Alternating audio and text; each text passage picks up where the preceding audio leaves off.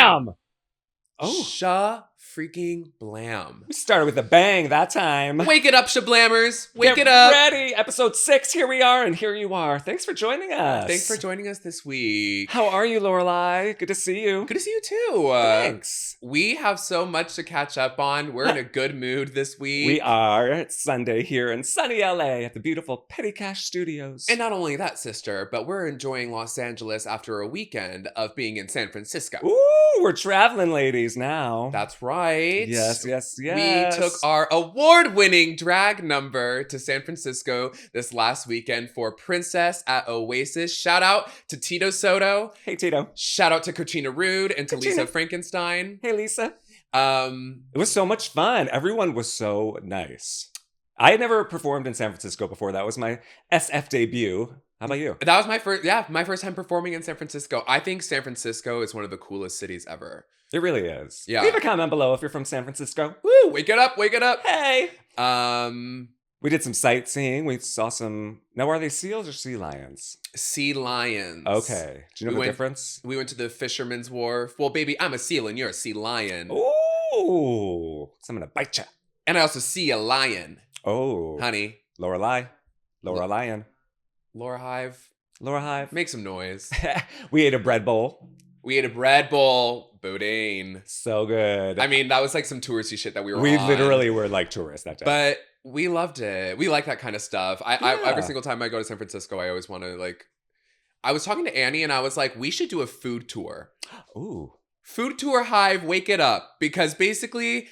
if you go to a place and you want to take a tour of the city, no better way than to be eating food throughout the whole thing. Mm-hmm. And you basically get a full meal. They really make sure that you go, like, that you're fed. And they take you to a lot of different places. You did one in San Francisco, did you not? I did a Chinatown food tour. Ooh. That was a gag. So there's like a tour guide who brings you from spot to spot and is like tells you about the restaurant? Tells you about the restaurant, tells you about the history of the place, the restaurant in context of the history. Cool. You walk by different landmarks like in the community or wherever you're staying. And, you know, you learn about the place. I think it's just like a fun way to like learn information. I'm a big I like to learn as much as I can when I go to a new place.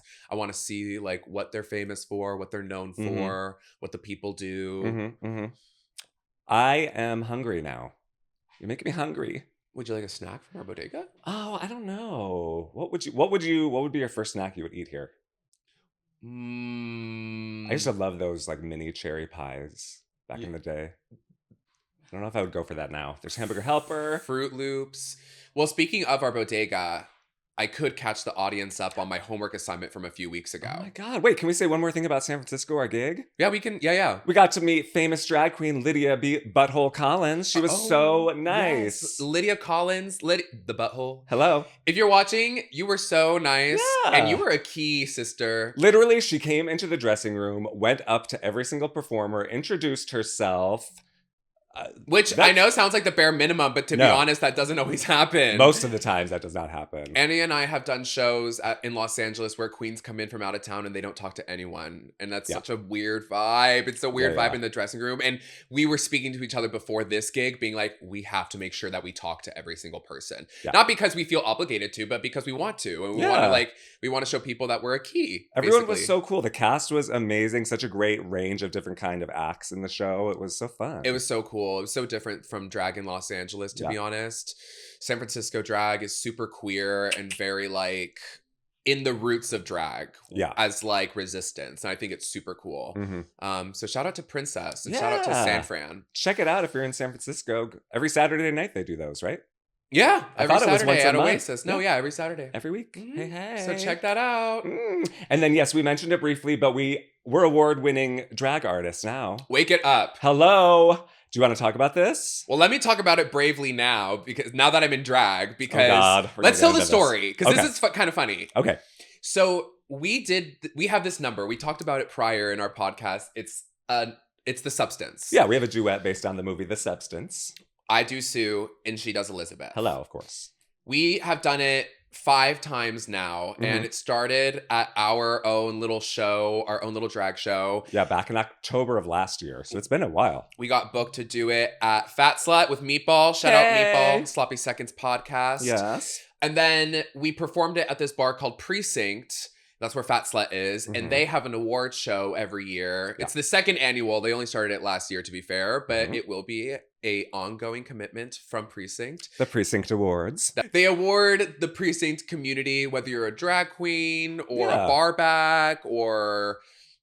Bitch, they were giving awards for like best menu item. Yes. They give it up for anything and everything that has to do with Precinct. They do it. So anyway, we got nominated for best drag performance of the year. Hey, and we had a stacked category. We had some heavy hitters in there. Seriously. I don't know if we want to get into all of them. Yeah, but they were amazing. They were amazing, and I'll give them their flowers. Well, first of all, Samara Sin doing Alter Ego. That was cunt. Also at Fat Slut. Yeah. Not the same one that we did ours, but a different Fat Slut. Different month. So good. She's amazing. She is amazing. And she makes a lot of her own stuff. And she also works for Marco Marco. So, that mug. Oh my God. Follow Samara Sin. Yeah, please do. Yeah. Hitchcock Blonde. That's my sister for real. We love her. I was so proud of her because she also got nominated for Entertainer of the Year. Yes, which is huge. Which is huge. Like, she has not been performing at Precinct for that long, but she's been on this role of like performing there almost like every month, at least every month. I'm sure many more times, but she brings a fresh number every single time. She also makes her own looks. She's incredible. And she's made posters for us, like graphics. She's very, very talented. She's a super talented drag artist and stuff. But she was nominated for her Snoopy performance. We had Sabiana, who's an amazing performer. It's also beautiful, that mug. Did a Pennywise number. Yes. Very gaggy. I saw Sabiana compete for Drag Queen of the Year. Oh, really? Yeah, Alaska's pageant, and she had the audience gagged. I think she won Best Talent that year. Oh, okay. Who won that year? What year was that? That would have been... I think it might have been the very first one. Oh, okay. Sabiana, if you're watching and I'm wrong, I'm so sorry. But you were such a gag in that competition. We had August Ryder, who performed at the So You Think You Can Twink, or whatever it's called. So You Think You Can Twink? I don't know, but that's what it should be called. What is it called? It's like Find the Best Twink or something the twink pageant. The twink pageant. Yeah. Did a Luigi Mangione number, right? Too fucking much. Yeah. It was too fucking much. And of course, shout out to Meatball. Hey, Meatball, we love you. That's my sister. Hey, Meatball, for her espresso number, yes, which I'm sure most of you, if not all of you, know what that is. She has like espresso coming out of her tits. That's that meat ball espresso. Oh, hey, there we go. So that was some heavy hitters. It was a stacked cast. Yeah. So basically, that weekend that the Precinct Awards happened, the night before, we were doing that number, our substance number, at the Independent Spirit Awards. Hey. We met a lot of really cool people from like all the movies that were basically nominated for awards this year. It was really fun. Shout out Herb. Hey, Herb. Hey, Herb. Oh my God, stop. You're so crazy. We met a guy named Herb. Anyway, so... The next day when the awards were happening, we wanted to go, but we were so tired. Yeah. It's been a long week. I just couldn't. There's a feeling you get where you just can't put another layer of drag on your face. For me, it's my face. I get like really overstimulated on like a third day of drag where I can like feel the makeup on my face. Yeah. You know what I mean? So we decided to go out of drag because, to be honest, the category was so stacked. We didn't think we were going to win. Oh, we didn't say like people voted for the category. So like they had the voting open for a month. People could vote online. And so like it was chosen by the Precinct audience or like fans of them online. Yes, exactly. So you could have campaigned for votes and stuff. Yeah. And Annie and I went to this under the anticipation that we were nominated but not winning. Yeah, we just wanted to go and support and have fun, you know. I didn't go to the first one, did you? I didn't go to the first Precinct, so I'm glad I was able to go like, for the second time. So we get there, we're like out of drag. We're the only nominees in our category that are there out of drag. So shout out to everyone else in that category. We love y'all. And we looked cute though, let's say. We did dress up. We gave it a moment. Yeah. But they announced the category. They announced the nominees. It was last. We showed up an hour early because we were like, I was kind of glad we weren't in drag because we didn't know what to expect. So we were literally there for almost 4 hours? I know. Yeah. We were there for a long time. It was fun. Don't get me wrong. I'm so glad we went, obviously. Drinking, smoking, keying. Hanging out. And they got to our category. Which was one of the last ones. So. I went up to my friend Hitchcock and I was holding her arm like, oh God, I'm so proud of you, sister. Like, you're going to get this. And then they said our names and we were like, I remember I looked at you. We were like, It was shock and also like despair. We were like, oh fuck, we have to go on stage now, out of drag. And so we get on the stage and, you know, they have these awards, like these physical awards that they're giving out. Bitch, they made 2 So for cute. us. We each got our own. We each got our own. Usually we have to split awards. Yeah, like true. I have our Sydney Fringe Award in my apartment and it just lives there because we only ever got like 1 plaque for it. Yeah. So it was really exciting. It was so fun. And Unexpected. if you're watching this and you're from the Precinct community or, you know, you voted for us, just thank you so much. Yes. Like, we love doing drag in Los Angeles. Yeah. That's part of the reason why we wanted to do this podcast is because we've been doing drag for a long time. We want to put ourselves out there for more people to see us. And we just really respect and love this community. And especially Precinct in particular. Like Precinct, I don't know about, I think you feel the same way, but that's one of my very favorite, if not my favorite place to perform in LA. They just take good care of you there. They get really great entertainers to perform. They have so many different styles of shows. Like anything you could be interested in, there's a show there at some point that will meet your needs. It's really a bar for everyone, which is super literally. cool. They have something for everyone. It's downtown. Check it out if you live in LA or if you're visiting. And just know that we're, well, award-winning drag artists at Precinct. So keep that in mind. Maybe if you go there, let everyone know that you're a Shablammer and you might get an extra drink. And tell them to bring us back. We want to perform more. Yeah, tell them I'm a Shablammer and I want to get Annie and Lorelei back in the room. Yes, let's see if we can win the award next year too. Okay. Hello. Anyway, so yeah, it was a really, really good few weeks for Annie and I. We've had some wins. Good job, girl. You too, bitch. We like dapped each other up there. That was really cool. So should we get into the homework assignment? Oh, yes.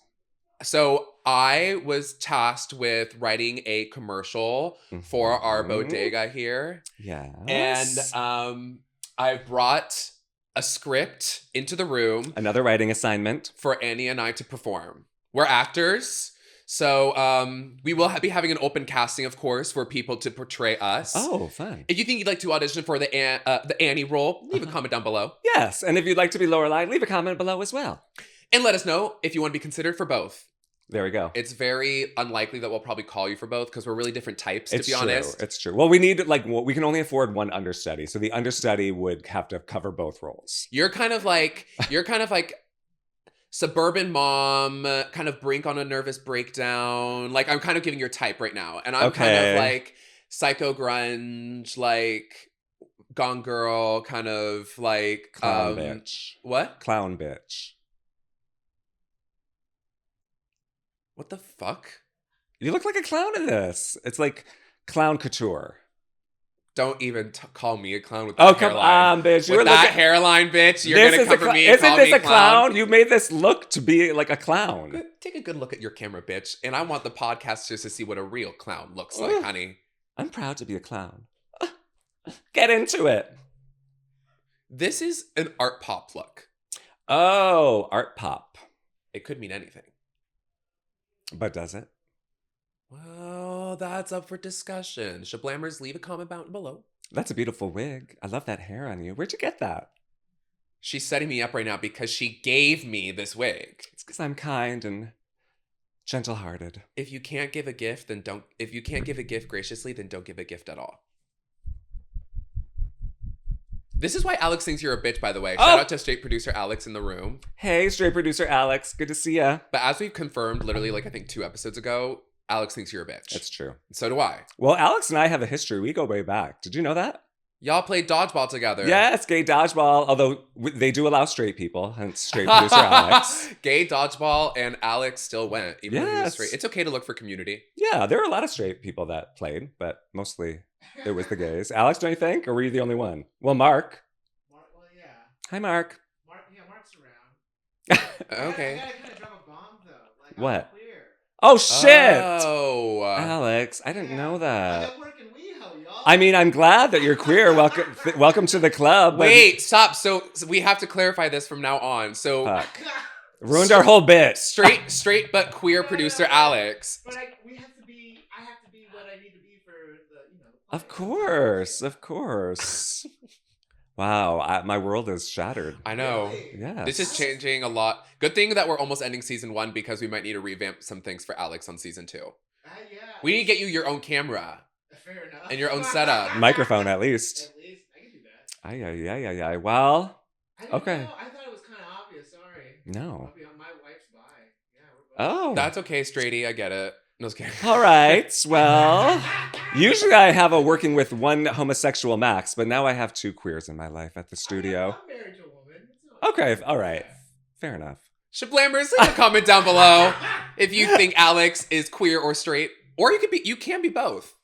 Well, that's a Queer different. and We're getting straight. too much into this. Oh my God. That's a different podcast episode. So this is an open call, but Annie and I will demonstrate the sides to you now. So I will be reading the role of narrator, and I wrote the characters as Gigi Glamazon and Lola Lalicious. Okay. Okay. So I'll be reading the role of Lola, and you will be reading the role of Gigi, okay? The role I was born to play. Also, everyone, Shablammers, I have not seen this before. She just texted it to me, so this is a cold read. It's a cold read. Anyway, Here we go.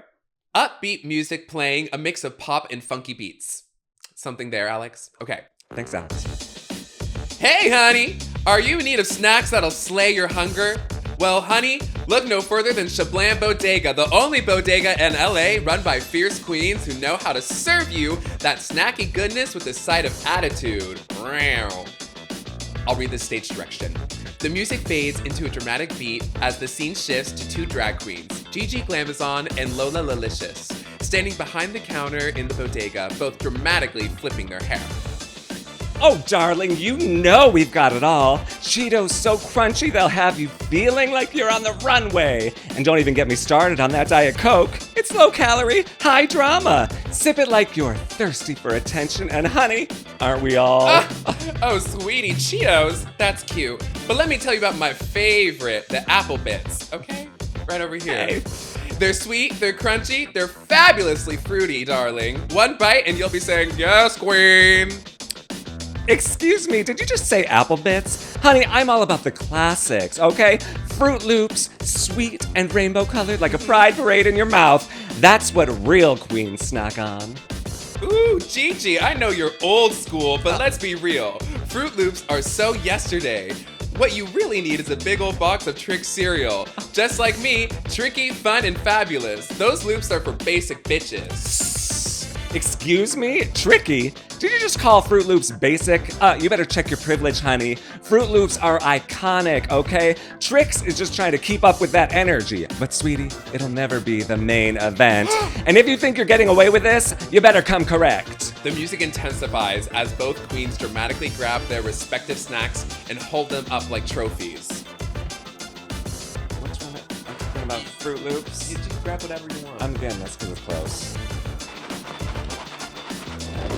You know what, Gigi? I think we're both right. I mean, whether you're craving those colorful loops or the diva energy of Trix, we've got it all at the Fabulous Queen's Bodega. And no matter what, honey, you're gonna get a snack that'll serve you looks and flavor. That's right, darling. And don't forget, we've got a rainbow of options. Apple Bits, Fruit Loops, Diet Coke, you name it.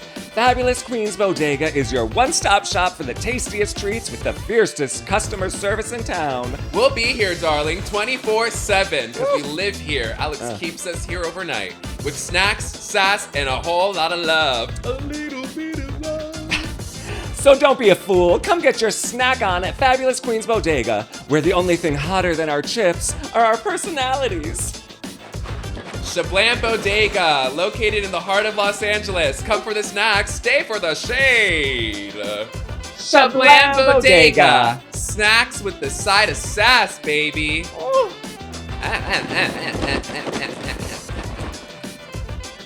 What do you think? Well done. Well done. Can I get some commotion for the commercial? Let's get some commotion for the commercial. Good job. I like how you added the actual items that we have here. That's fun. Yeah.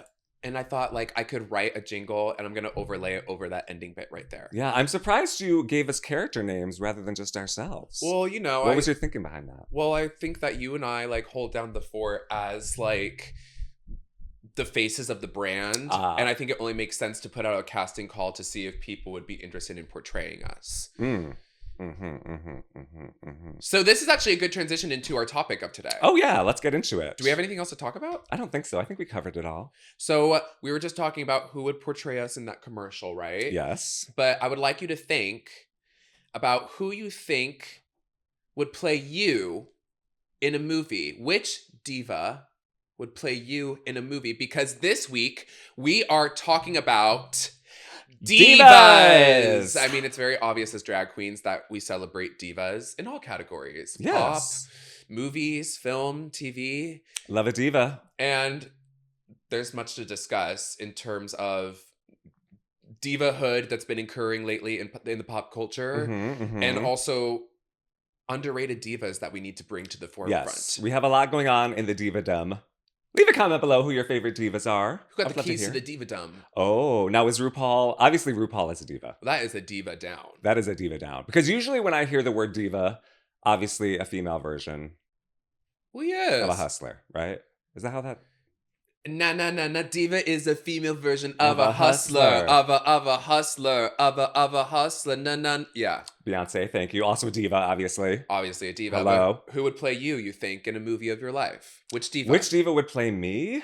Ooh. Well, that's what I was going to say. Mostly when I think of divas, it's a musical. But there are divas in, obviously, all fields. Your biopic is a musical. Oh, my biopic is a musical. I think I would want it to be... Well, if it wasn't a musical, I'd say Molly Shannon to play me. Is that good? She's funny. You're not. And if it was a musical? If it was a musical, I think I would play, well, obviously Whitney Houston. No. Right. No, honestly, I don't know. A pop diva playing me in a musical. Oh, let's see. Do you have one? For me? As I think, yeah. Could I list out maybe some for you? Okay, sure. Give me some options. What about Katy Perry? Bitch. I got the eye of the tiger, a fighter, dancing through the I could see that, actually. I know. Because didn't she start off as a Christian singer? I could picture her, yes, she did. Yeah, okay. I can picture her. Can she act? Her like getting a drag and be like, it's a woman's world and she's doing like her eye makeup like, you're lucky to be living. You know, like. See, I need someone though with some depth because I've had a crazy life. Like I need someone who can like go there. You know what I mean? Katy Perry seems too like bubblegum pop. I would honestly want someone like Gaga or someone who like, you know, I don't know, has some oomph, some weight. Should we get Bjork? I would love that. She's like, these little lashes I put on my eyes. I don't know. Like, have you seen Dancer in the Dark? Her film? No. Oh my God, it is insane. It's crazy. You should see it. Tell the audience. Everyone go watch her film, Dancer in the Dark. It's weird. It's been a while since I've seen it. She I feel like it's been so long. She goes blind. Oh. I feel like she might die at the end. I don't remember exactly. Is she it's an acting role? Yeah. Oh, yeah. Okay. I see. Yeah. Okay. So we got to go. We should watch that as one of our homework assignments. Okay. That can be that could be a duo. That can be a duo homework assignment. Maybe we should do it on live and the Shablammers can join us. Oh, I don't know where we'd have to find where to stream that. Anyway. Yeah, right. Yeah, so maybe Bjork, Katy Perry. What about you? What do you think for me? For you, I would say someone like... Can Charlie XCX do an American accent? Yeah, of course. Like, Charlie XCX is about to like... She's slated for like a bunch of movies. She's about to hit like the acting world really hard. Yeah. I could see that. Or maybe Christina Aguilera. Oh, I know she's a little older than you, but like I could see. I feel like old for me. If you were like Lorelei singing, I feel like it would sound like Christina Aguilera. Okay, yeah, because I actually sing. The attitude, you know what I mean? Yeah, like, yeah. Christina has like attitude when she sings. What about Lana Del Rey for you? Yeah, I feel like she's a little like sleepy for me though. Would you consider me? No, I guess not. Britney? Could Britney play me? Britney. To a little crossroads. Oh, Britney Spears. I have to say the last name. What other Britney is there? You know my brain is cursed because my brain went Brittany Bateman. Oh my God. Well, she's probably a singer too. I bet she leads the church choir or something. She would be... That's an underrated diva. Brittany Bateman? Yes. Oh my God. Let's wake it up because she is actually an amazing singer and she was in like the national tour for Miss Saigon. Are you serious? Yes. I didn't know that. She's like a musical theater diva and she has an amazing voice. And that is a potential mother and a potential diva who could play me. She definitely has the cojones. Yeah. To play me. I could see that. She I just could see needs that. she just needs the right wig, Yeah. and she could borrow my lashes. Oh, there you go. Now, do you think she would record herself on her phone as she was playing you? That would definitely be part Illegally. of the bit. That would be definitely part of the Yeah. bit. Okay, so let's talk about our favorite divas, just as drag queens. Yes. Obviously, I talked about her earlier. Art pop. Gaga. I love Gaga. Yes, I do too. And I've mentioned it on the podcast before, but Gaga started releasing music when I was like in middle school, high school, so it's very nostalgic for me, and she could basically do no wrong in my eyes. Mhm. And speaking of which, she just released her latest album, Mayhem. Hello. Shout out Mayhem. Leave a comment below what your favorite song from Mayhem is. Oh yeah, please do. I'm really curious to know. I would love to know. What's yours? Oh God. Here we go. So you're facing mine in the corner of my bedside. You really got to give Alex a warning before you do that. Finishing to you. I love that song. I can't tell what song that is. Just kidding. Vanish Into You is really kind. It kind of reminds me of Summer Boy, but grown up. What you love. I love Killa. I think that's my number one. Yeah. See, I have realized this in the past, I don't know, a couple of years, but I obviously gravitate towards music that I want to perform. You know what I mean? Yeah. So that's how I kind of grade a song. Well, that's my favorite song. Okay, so I love, my personal favorite is Vanish Into You. Yeah. I think the best song on the album is Garden of Eden, and that's because I can already picture all the drag queens being God. like, I want to take to the Garden of Eden. You know what I mean? In their like Eve they're outfits with a snake. Like they're going to be doing it. Yeah. I just thought when I was listening to this album, I was like, Halloween time is going to be Zombie Boy, Beast, yeah. Eve. It's like everyone's going to be doing this for Halloween. Can't Can wait. be your type, I'm your zombie bride. Perfect Celebrity is really kind. Oh, that's a good one too. Wrap up the face of this photograph. Yeah. Perfect Celebrity. Well, we were talking earlier that this is kind of like almost going back to OG Gaga. Yes. You know what I mean? Yes. As far as her album Totally. Pantheon or whatever it's called. I was saying this earlier in Shablammers. You can leave a comment below if you agree or disagree, but I personally like this album better than Chromatica. I loved Chromatica. I was at the Chromatica ball, as we established a few episodes ago. Yes. But The nails. I really do feel like this album to me feels so her. And I think she, you can tell she loves the album. You can tell that Yeah. she's really proud of it and what's on it. And that's cool as someone who's been watching her for a long time. You know what I mean? Mm-hmm. Do you think there are albums that she's not proud of?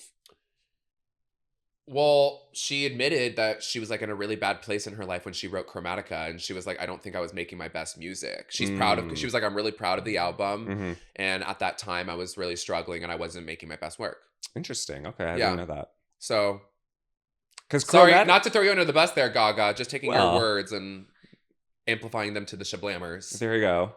What is your number one Gaga album? Because she's like your number one diva, right? We kind of talked about this last week. Well, I was talking to this guy at a party the other night, and he was like, if you had to like erase all of Gaga's discography, Mhm. but you could only save one, what would you save? And I said, yeah. The Fame, because it's the inception of the thesis of Lady Gaga. Like Lady Gaga is always commenting on like pop culture and fame and all that. And Mhm. in every single album, regardless of what the vibe of the album is, there is always a song that references her fame and her like positionality as a celebrity. Mm. And I feel like her commentary on that is so like crucial to what is basically like the rest of pop music. From like, there was pop music before Lady Gaga and then after Lady Gaga. Do you know what I mean? So I just feel like for the sake of keeping like the thesis statement of Lady Gaga intact, I would keep The Fame. Also, it's just the best album.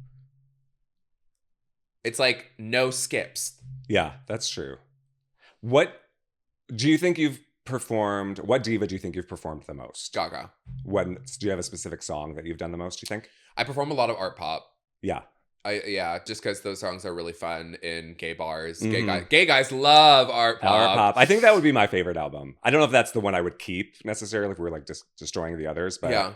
that's the one I feel like I perform the most and like kind of get down with the most. Who do you kind of get down to the most? As far as performing or Uh-huh. just listening?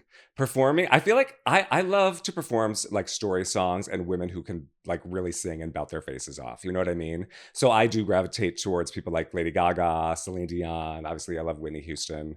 Jessie J, I love. Like people who can like sing. Send it to the camera. I love Jessie J.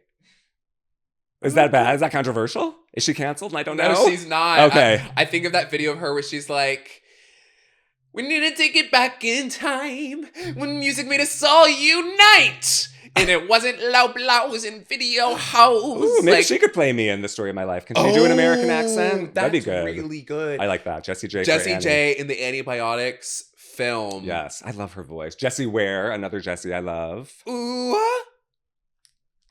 make my bottle pop up. Who else? Robin. Obviously, I love Robin. Kylie Minogue, we've talked about. I love her. Kylie Minogue would be a good one for you too. Yeah. I also love, Madonna. Sorry, I have Michigan girl, my fellow Michigan girl, Madonna. I listen to a lot of Sabrina. I listen to a lot Carpenter. Olivia Rodrigo, you love. I love Olivia Rodrigo. I don't know if she's like a diva quite yet because she's still so young. To me, she's like a younger sister. You know what I mean? But you consider Sabrina Carpenter a diva? I mean, she's been in the game a long time. But she's been in the game a long time. But so is Olivia. I don't know. They're both so young. Charlie and Chapel, I love too. I love Chapel Roan. Would you consider Chapel a diva? Because I feel like for me, a diva is like she is becoming one, honey. Well, she's on her way to divadom. Not in a bad way, in the best way possible. We love her. I love her response to becoming like a major celebrity, and I like love the videos of her like staying firm in her boundaries with different people in the business, including like paparazzi and stuff like that. That is a diva to me. Yes, keep it up, bitch. Sometimes like divas can also just be at your local gas station. Like a diva is like a state of mind, and sometimes you meet someone where it's like, oh, this diva. So there's this diva. Yeah, like the post office or like the grocery store or someone cashier. You're at a party. They could be a diva. Yeah, you see, I went to go see Old Friends at the Amundsen. Broadway divas talking about. Hello. Which had Bernadette Peters and Leah Salonga in it. Those are divas. Yes, they are. But I was outside before the show and I saw like an older woman in like head to toe fashion. Yes. Like she was turning a look like she was about to walk into like a runway at Fashion Week. You know what I mean? I love it. Was pink, it was bright, and this older woman just like going to the theater. This diva. So there's this diva. Do you know what I mean? Like sometimes like you gotta open your eyes to what's around you and experience like the diva-dom of the world around you. And sometimes there's even diva-dom in nature. Cookie and Smokey. Divas down. Yes. Janet Mann, who discovered Cookie and Smokey. She's a diva. She's a diva. I saw a possum the other day in the broad daylight. That was not acting dead. It was alive and crossing the street. Ooh. Diva. Might have had rabies. I was in my car. I was able to admire that diva-dom from a distance. Smart. But being to observe and identify divas channels diva-dom energy back to you.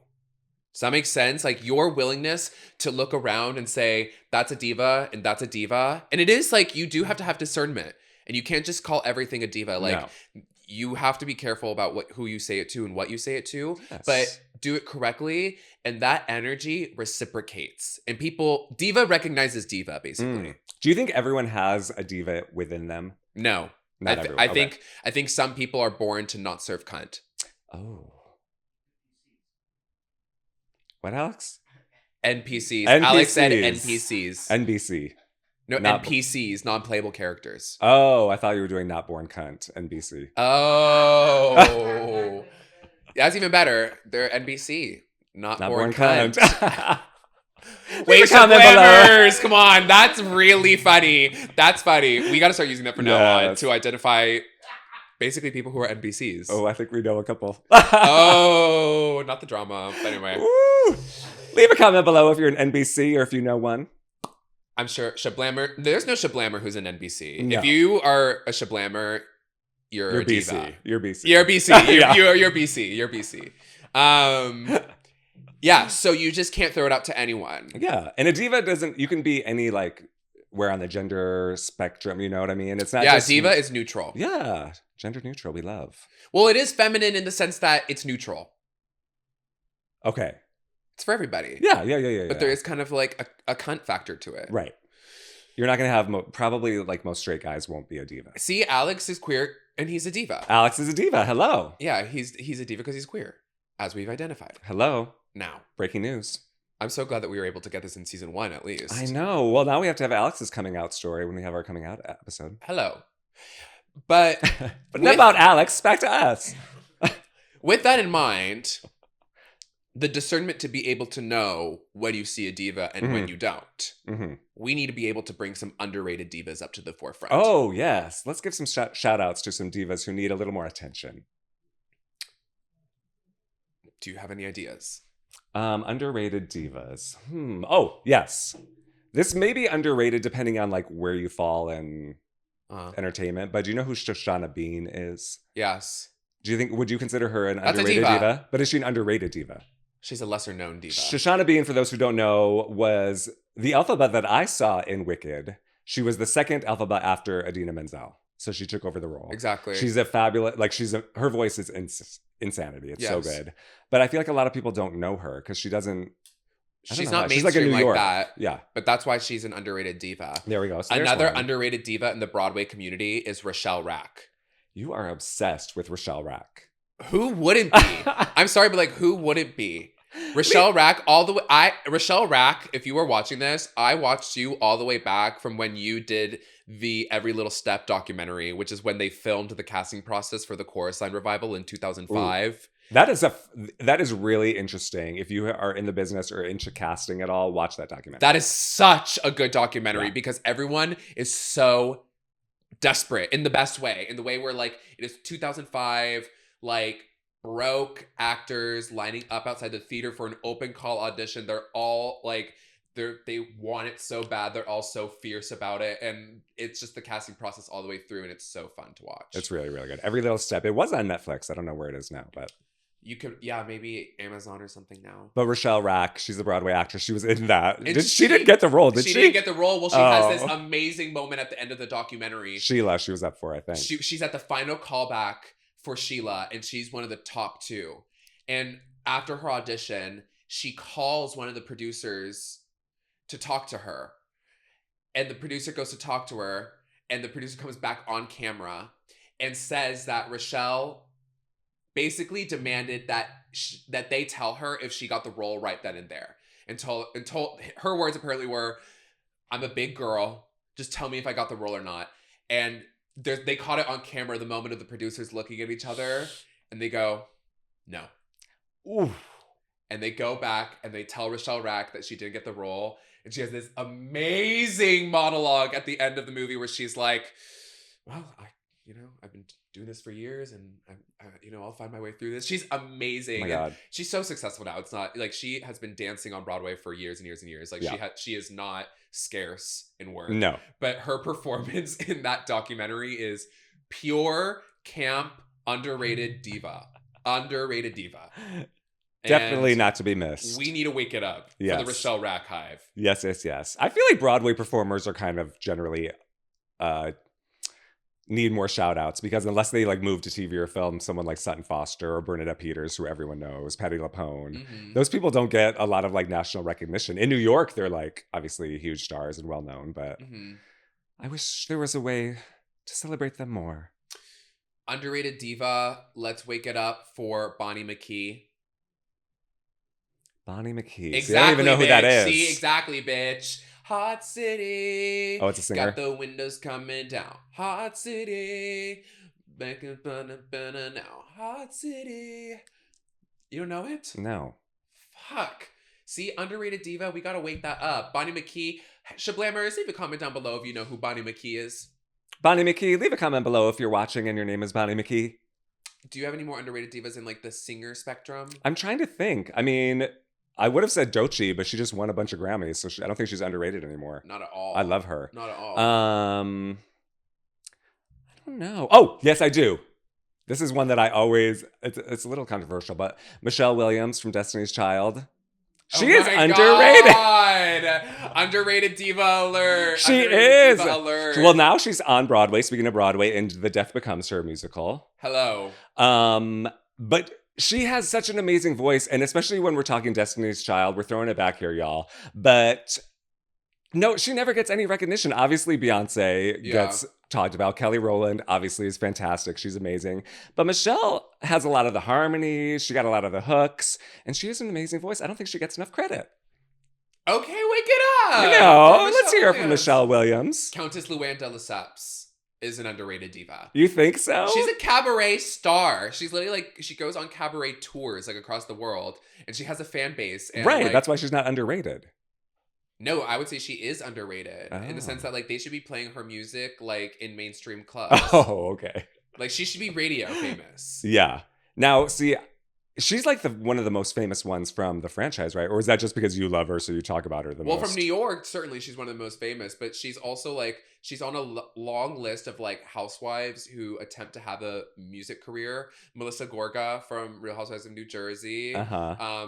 Erica Jane, although she's more successful in her music career, from Beverly Hills. Mm-hmm. Pretty sure Joe and Gretchen from Real Housewives of Orange County tried getting like a singing career. Oh, wow. Definitely Joe De La Rosa. She tried a singing career like all the way back in like season like 2 or something like that of Orange County. Anyway, Kim Zolciak. The ring didn't mean a thing. No. We gotta have like an episode where we just talk about housewives, because otherwise I just keep coming back to it. Yeah. I know we do.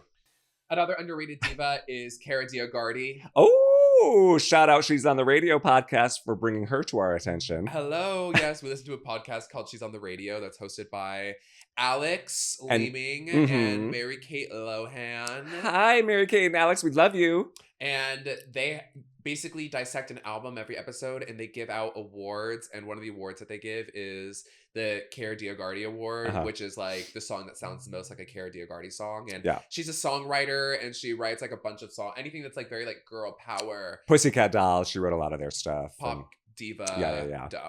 She belongs there. Underrated diva. For sure. Mm-hmm. So let's leave them with one last thing. What do you look for when you're looking for a diva? Okay, a diva has self-confidence. She does not give a fuck what people think about her. She has a great business mind. She knows what she wants, and she gets it done. Period. And if she can belt her face off, oh, it's a cherry on top of the sundae.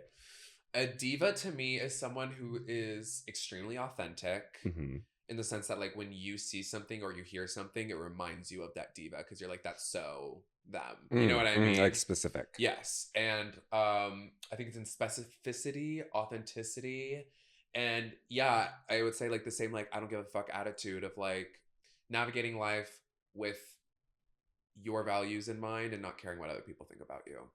Period. So if you want to be a diva, you might want to embody those qualities. Leave a comment below if you think you're a diva. And what kind of a diva-dom you run. Okay? We want to know.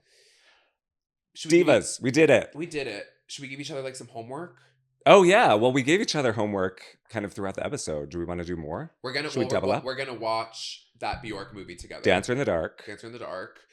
We gave the Shablammers the homework assignment of watching Every Little Step.